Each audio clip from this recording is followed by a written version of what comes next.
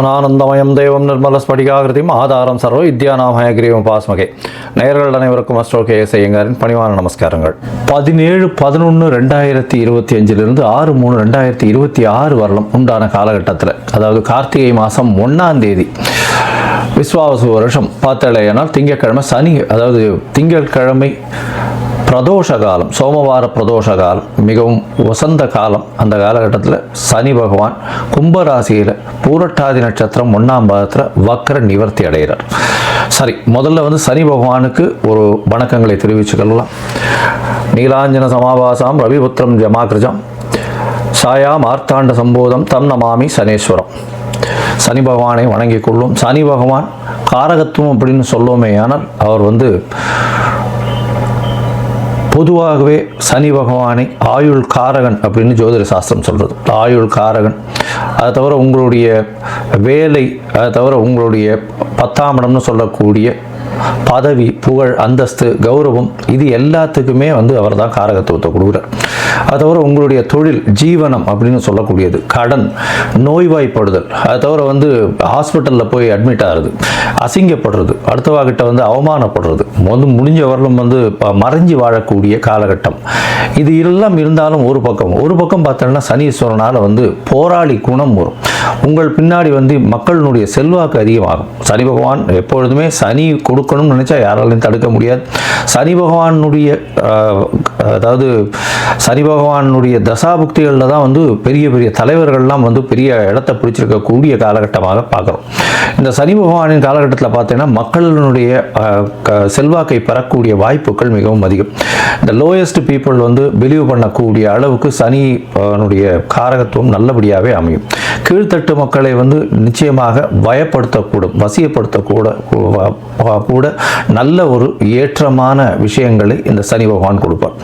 போராளி குணம் இருக்கும். எந்த ஒரு விஷயத்திலையும் நேர்மை தன்மையை எடுத்து வெளியே கொண்டு வருவார்.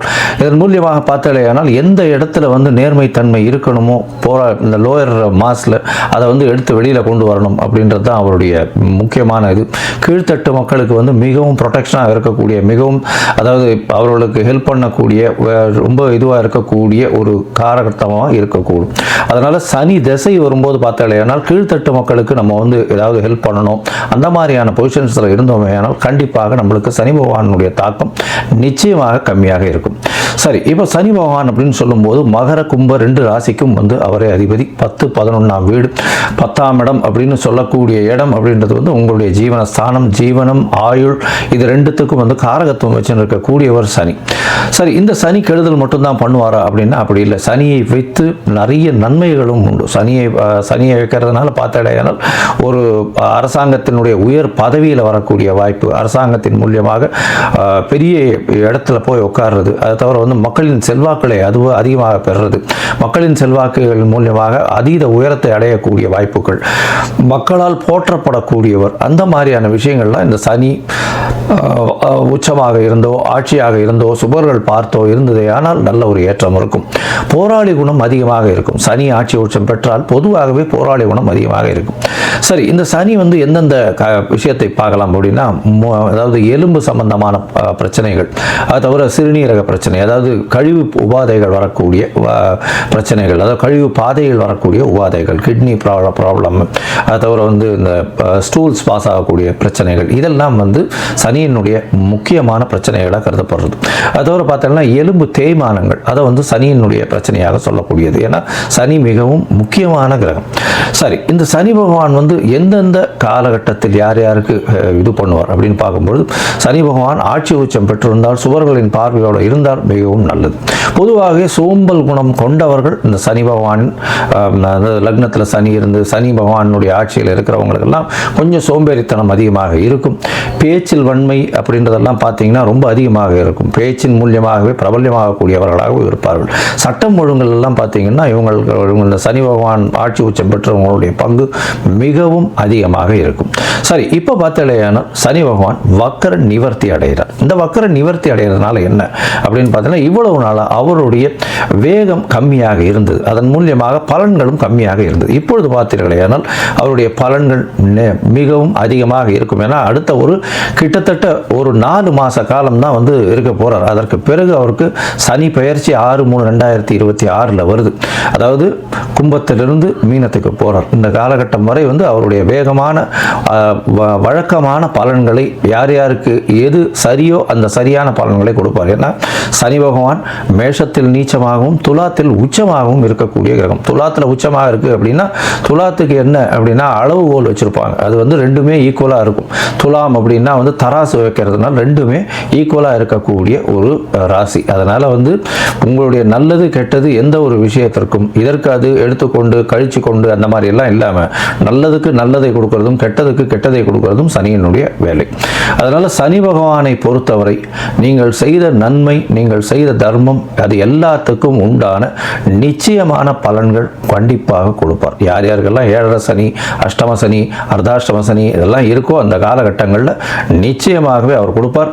இந்த காலகட்டங்களை தாண்டி வந்தவங்களுக்கு அதனுடைய பிரச்சனைகள் என்ன, அது எப்படி எப்படிலாம் மாற்றங்களை உங்கள் வாழ்வில் கொடுத்தது அப்படின்றது உங்களுக்கு நல்லாவே தெரியும். சரி, இப்போ சனி பகவானுக்கு உண்டான எளிய பரிகாரம் என்ன? ஒருவேளை சனி பகவான் உங்களுடைய ராசிக்கு நல்லபடியாக இல்லை அப்படின்னா என்ன எளிய பரிகாரம் அப்படின்னு பார்த்தோம்னா, அருகில் இருக்கக்கூடிய பிள்ளையார் கோவிலில் போய் உங்களால் முடிஞ்சது தயிர் சாதம் விநியோகம் பண்ணுங்க. அதாவது சனிக்கிழமை அன்னைக்கு காகத்துக்கு சுடசாதம் வைங்க.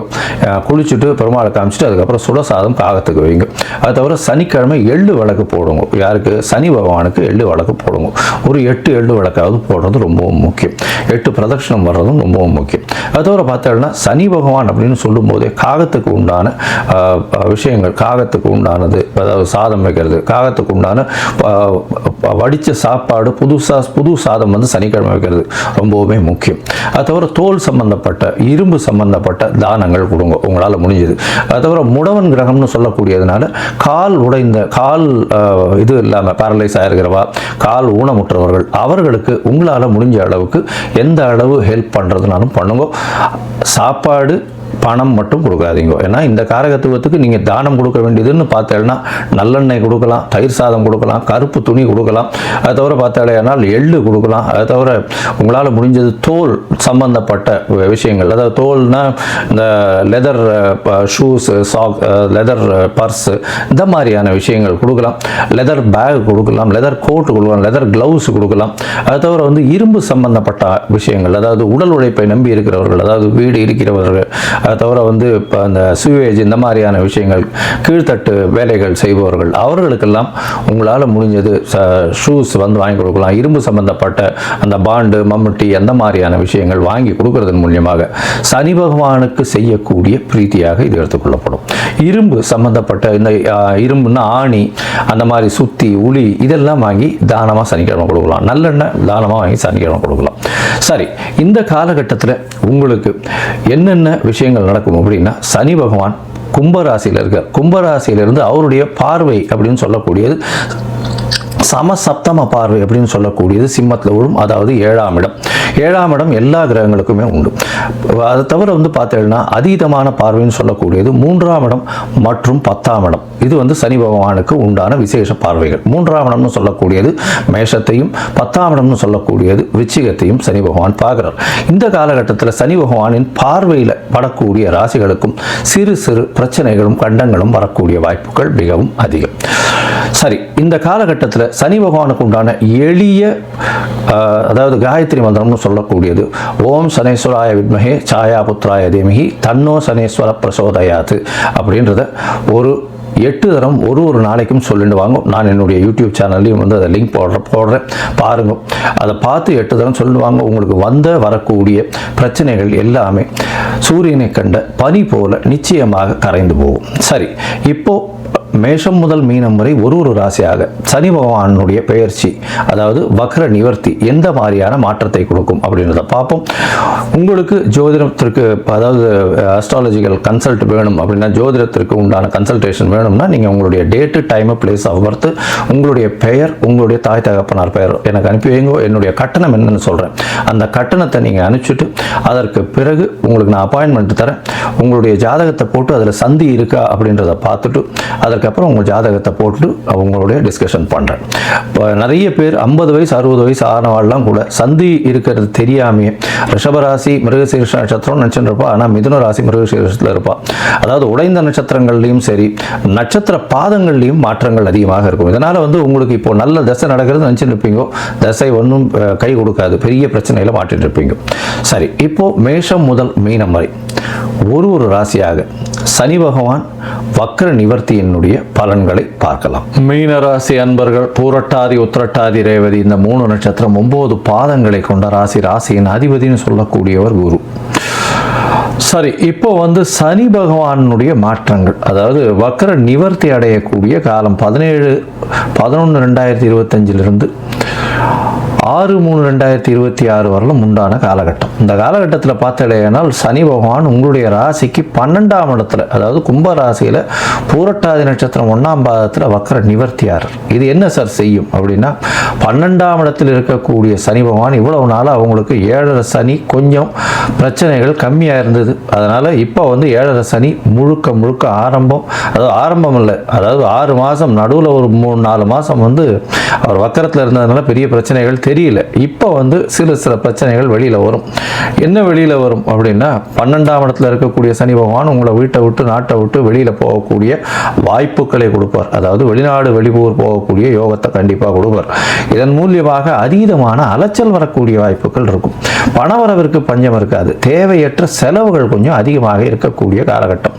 பணவரவு நல்லபடியாக இருக்கும், ஆனால் பேச்சில் ரொம்ப கவனமாக இருக்கணும். குடும்பத்தில் வந்து சிறு தொல்லைகள் இருக்கக்கூடிய வாய்ப்பு. கணவன் மனைவிக்குள்ள வந்து ஒரு அந்யோன்யம் இருக்கக்கூடிய வாய்ப்புகள் கம்மி. ஏன்னா பேச்சில் பிரச்சனை வரும். அது தவிர குடும்பத்தில் வந்து கணவன் மனைவிக்குள்ள பேச்சில் விவாதங்கள் வரக்கூடிய வாய்ப்பு உண்டு. உங்களுடைய 12ஆம் இடத்துல வந்து சனி பகவான் ஆட்சி பெற்று போய் இருக்கிறதுனால கண்டிப்பாக குடும்பத்தை விட்டு பிரிந்து செல்லக்கூடிய காலகட்டமாக அமைய போகிறது. உங்களுடைய ராசிக்கு பார்த்தோம்னா உங்களுடைய ராசிக்கு 2ஆம் இடத்தை பார்க்குறார் சனி பகவான். அது தவிர உங்களுடைய ராசிக்கு 6ஆம் இடத்தை பார்க்குறார். அது தவிர உங்களுடைய ராசிக்கு அதாவது 9ஆம் இடம்னு சொல்லக்கூடிய இடத்தையும் பார்க்குறார். இந்த காலகட்டத்தில் பார்த்தேனால் உங்களுடைய ராசிக்கு பார்த்தேனால் 6ஆம் இடத்துல பார்க்கக்கூடிய சனி பகவான் தேவையற்ற சண்டைகளை உருவாக்கக்கூடிய வாய்ப்பு உண்டு. கடன் புதுசாக வாங்கக்கூடிய வாய்ப்புகள் உண்டு. இருக்கிற கடன் அடையக்கூடிய வாய்ப்புகள் நிச்சயமாக உண்டு. போட்டிகளில் வெற்றி பெறக்கூடிய வாய்ப்புகள் நிச்சயமாக இருக்கும். அது தவிர எந்த ஒரு விஷயத்தையும் நீங்கள் வெல்லக்கூடிய வாய்ப்புகள் உண்டு. பேச்சில் மட்டும் ரொம்ப நிதானமாக இருக்கிறது மிகவும் நல்லது. உங்களுடைய உடல் நலத்தில், அதாவது உடல் நலம் நிச்சயமாக நல்லபடியாக இருக்கும். தந்தையின் உடல் நலத்தில் சற்று பின்னடைவு இருக்கும். உங்களுடைய தந்தையின் உடல் நலத்தில் சற்று பின்னடைவு இருக்கும். வெளிநாடு வெளியூர் போய் படிக்கணும்னு நினைக்கிறவாளுக்கு அவள் நினைச்ச யூனிவர்சிட்டி கிடைக்கிறதுக்கு வாய்ப்புகள் கம்மி. அது தவிர லெசர் கிரேடில் இருக்கக்கூடிய யூனிவர்சிட்டி கிடைக்கக்கூடிய வாய்ப்புகள் நிச்சயமாக இருக்கும். ஆனால் வெளிநாடு போய் படிக்கக்கூடிய பாக்கியத்தை கொடுப்பார், அது மட்டும் நிச்சயமாக உண்டு. ஏன்னா 9ஆம் இடத்தை வந்து சனி பகவான் பார்க்கறதுனால கண்டிப்பாக வெளிநாடு போகக்கூடிய பாக்கியத்தை கொடுப்பார். ஏன்னா 12ஆம் இடத்துல இருந்து 9ஆம் இடத்தையும் பார்க்குறாரு அவர். அதனால நிச்சயமாக போகக்கூடிய வாய்ப்பு உண்டு. ஆனால் டாப் யூனிவர்சிட்டி ஒரு 5-6 யூனிவர்சிட்டி பார்த்து வச்சுருந்தீங்கன்னா அது கிடைக்காம ரிமைனிங் யூனிவர்சிட்டியில் கிடைக்கிறதுக்கு வாய்ப்புகள் உண்டு. சரி, மொத்தத்தில் பார்க்கும்பொழுது இந்த மீன ராசிக்காரர்களுக்கு 7.5 சனி, அந்த கடைசி 2.5 வருஷம் இந்த என்ன சொல்கிறது விரய சனி இருக்குது.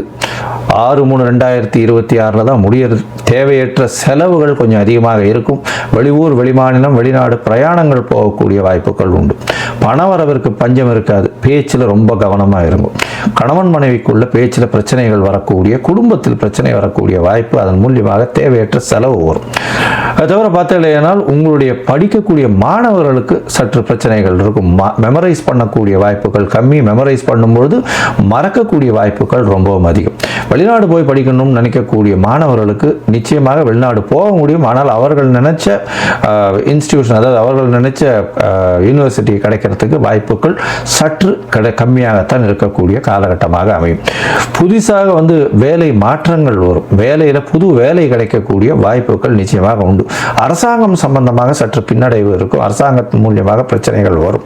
அது தவிர புதிய கடன் வாங்கக்கூடிய வாய்ப்புகள் நிச்சயமாக இருக்கும். பழைய கடன்களை முடிக்கக்கூடிய வாய்ப்புகள் உண்டு. போட்டிகளில் வெற்றி பெறக்கூடிய காலகட்டமாக அமைகிறது. இந்த காலகட்டத்தில் பார்த்தீங்கன்னா உங்களுக்கு தசாபுக்தி கொஞ்சம் சற்று பின்னடைவாக இருக்குமே. ஆனால் நீங்கள் வந்து இந்த திருச்செந்தூர் போயிட்டு வாங்க, தூத்துக்குடி மாவட்டம் திருச்செந்தூர் போயிட்டு வாங்க, முருகப்பெருமான் கோவில். அங்கே வந்து பார்த்தீங்கன்னா சனி பகவான் இதில் இருக்கார், அதாவது என்ன சொல்றது, கிழக்கு முகமாக பார்த்து உட்காந்துருக்கார். அவரை போய் சேவிச்சுட்டு வாங்க. அந்த சனி பகவானை போய் சேவிச்சுட்டு வாங்க. வாரம் இங்கே இருக்கக்கூடிய கோவிலில், விநாயகர் கோவில்லையோ எங்கேயோ பக்கத்தில் இருக்கிற கோவிலில் வந்து சனிக்கிழமை தயிர் சாதம் வந்து பெருமாளுக்கு விநியோகம் பண்ணிட்டு, அதுக்கப்புறம் அங்கே இருக்கிற சாமிக்கு விநியோகம் பண்ணிட்டு அங்கே இருக்கிற மக்களுக்கு கொடுங்க. உங்களுக்கு வந்த பிரச்சனை, வரக்கூடிய பிரச்சனை, எந்த பிரச்சனையாக இருந்தாலும் நிச்சயமாக பறந்து போகும்.